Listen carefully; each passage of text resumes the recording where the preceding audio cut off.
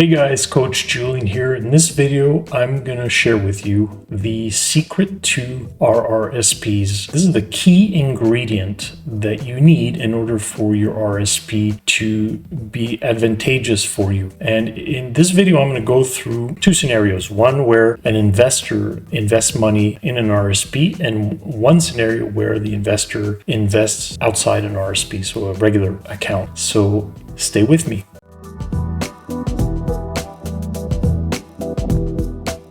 Hi, I'm Coach Julien, your wealth coach. My purpose is to help people when it comes to money matters, such as saving money, investing money, protecting your wealth, and also planning money like budgeting. If this kind of topic interests you, then sign up to my channel, subscribe, hit the bell button, and you'll be notified whenever I upload new content.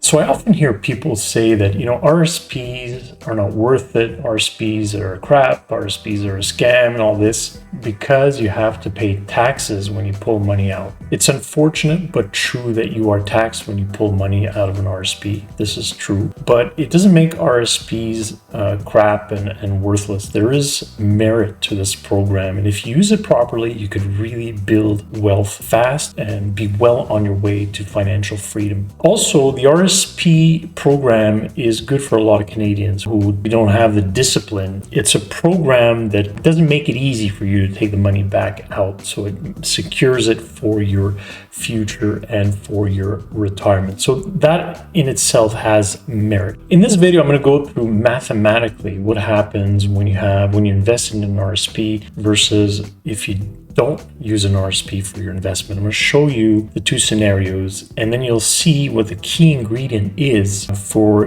the RRSP to work for you. The first thing that we need to go through is the assumptions I used to compare the two scenarios. So the key assumptions, each situation is different. So I've used these assumptions to make my analysis, but your situation may be different. You may be starting later, you may be older, whatever. Your situation is different. So that's why it's important that you get advice for your specific situation. That's why I offer one-on-ones with my audience. So feel free to do so. Again, my Calendly link is below, and you can book a one-on-one with me or talk to a financial advisor, but just don't do this on your own. Make sure you crunch your numbers. So here's a result. Here we have the amount, the value, the after-tax value, and here you have your age. So you have 0, you're building. As you can see that there's a difference between the RRSP and the no RRSP scenario. You can see that there's a gap here. It's over 100,000 by the time you reach retirement. Again, these are after-tax dollars. Let's say at death, you have $1 million. Your last tax return will show a salary of $1 million, and you will be taxed over 50% on that. So that's $500,000. You never forget that. That's why you have this widening gap here. But then some magic happens when you reach around 70 years old, where the green line is surpassing the blue line by far. By age 94, you've got $1 million here in the RRSP scenario versus 0 in the no RRSP. So that's a big difference. So what is the secret to this? What makes this huge difference possible? Before I get to the secret ingredient, I just want to mention there's some other videos to watch after you watch this one. I'm going to show a link up here that has all of my RRSP videos, including what are RRSPs, RRSP withdrawal strategies, how to take money out, RRSP contribution limit, how it works. I talk about what kind of investments you should have in your RRSP versus TFSA versus non-registered accounts. I also have a video that's very important on income splitting strategies. This is very useful when you have one spouse that earns more than the other. Here's another graph. It's the same graph as before. The blue line is exactly the same.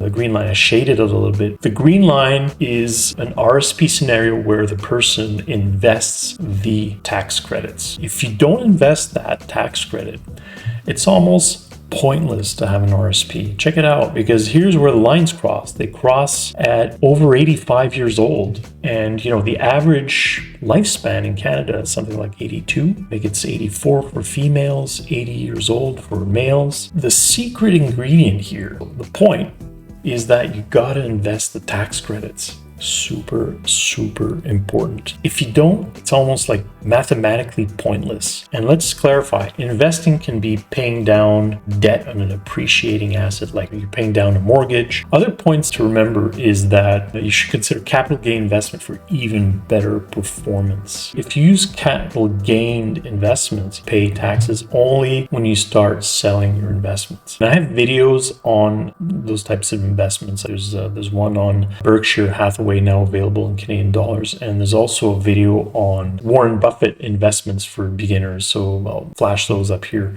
I want to share with you my step-by-step guide for beginner do-it-yourself investors. That's available in the description of the video, so take a look at that. I'm also going to include a link to my guide, How to Save Money, Critical Habits to Build Wealth. And I'm going to reiterate that you need to get advice because every situation is different. So make sure that you crunch your own numbers. I've crunched numbers based on a bunch of assumptions, but those are not necessarily you. And that's why I offer one-on-ones with folks. So you can book one-on-one with me. There's a link to my Calendly in the description of the video. We can take a look at your situation, your provincial tax situation, and we can look at how to optimize your RSP and RIF situation.